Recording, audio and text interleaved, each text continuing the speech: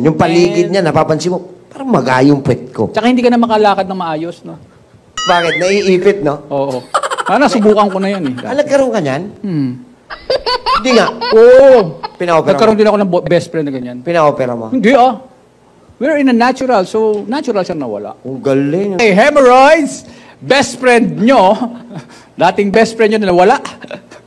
Hemorrhoids, also called piles, are swollen veins in your anus and lower rectum similar to varicose veins. Okay, swollen veins. Anong ibig sabihin ng swollen? Namamagang ugat na nasa parte ng ating anus, puwitan, o yung nilalabasan mismo ng ating dumi. So, sa madaling salita, pag ikaw ay may almoranas, may namamagang veins. Anong Tagalog ng veins? Ugat.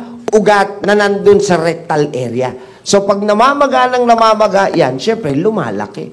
Pag malaki siya, nadaanan ng dumi, magkokos ng bleeding. Yun ang tinatawag na almoranas. Base sa datos ng WHO Statistical Profile, karamihan sa nagkaka-almoranas ay ang mga kababaihan kumpara sa mga kalalakihan, dahilan din sa pagbubuntis at sobrang pag-ere sa panganganak nito.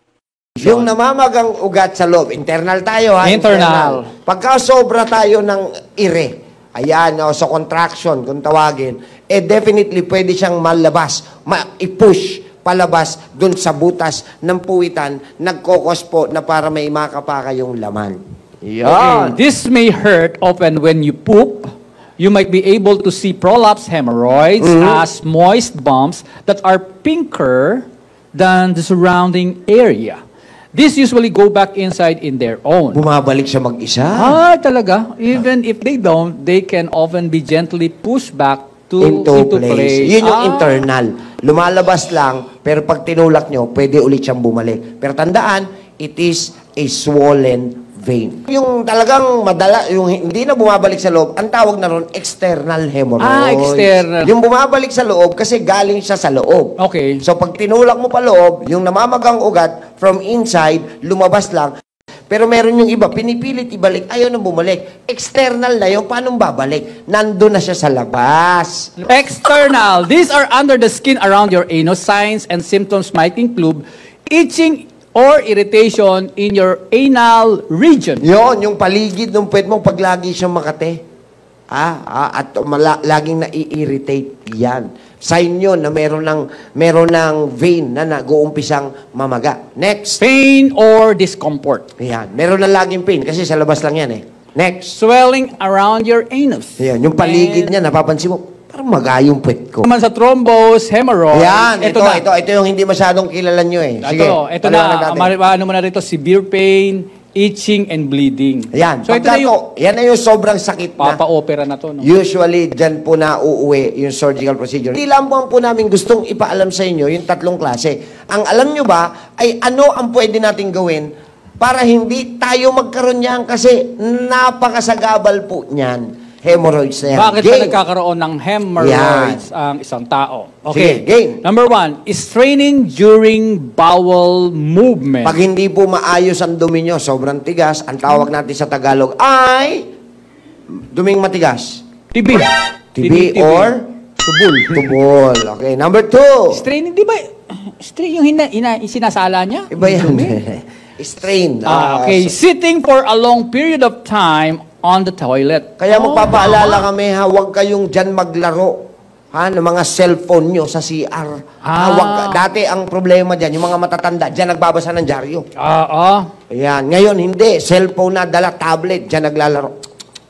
Having chronic diarrhea or constipation. Ayan. Pagka po madalas kayong tinatamaan ng constipation, tandaan, ano ba ang regular na bowel movement? It should be 2 to 3 times in a day. Hindi pagtatai yun. Ang pagtatai, pagka sumobra ka sa 2-3, tas puro tubig, pagtatai yun. Pero kung 2 hanggang 3 kayo dumudumi everyday, that's normal bowel movement. Okay? Pagka po, hindi ka na dumumi ng isang araw, constipated ka na. Yun. Next. Okay, being obese. Uy, anong ibig sabihin yan? Pagiging, matakaw. No? Kasi pagka matakaw kasi... Hindi masyado maayos yung digestion, naapektuhan pati yung paglabas ng Ito dugo. yung Very hindi good. ka ngumunguya, lunok ka lang ng lunok. Tama. Next. Being pregnant. Ibig sabihin nun? Buntis. Kasi may contraction yan. Dahil pagka umiiri sa mga kababaihan. Okay. Next. Eating a low fiber diet. Yun. Pagka po ang pagkain natin ay hindi balansyado. Kasi kailangan po ng ating katawan ng fiber, ang kailangan ng ating katawan ng probiotics, kailangan ng ating katawan ng enzyme. So kung wala tayo niyan, definitely mahihirapan si digestive system to digest foods, nagkakaroon po ng pagtigas ng mga dumi, hindi nakakalabas ng maayos, nagkokos ng swollen veins in the anal area. Next. Okay. And regular heavy lifting. Naku, kung may almoranas ka, Oo, kita mo maglakad, di ba, Pike? yon, pagka nagbubuhat o, bakit to? Kasi nagkakaroon ng contraction doon sa part na yon. Pati po ang loose nakukuha po yan sa pagbubuhat ng sobrang bigat sa kakayanan ng ating katawan.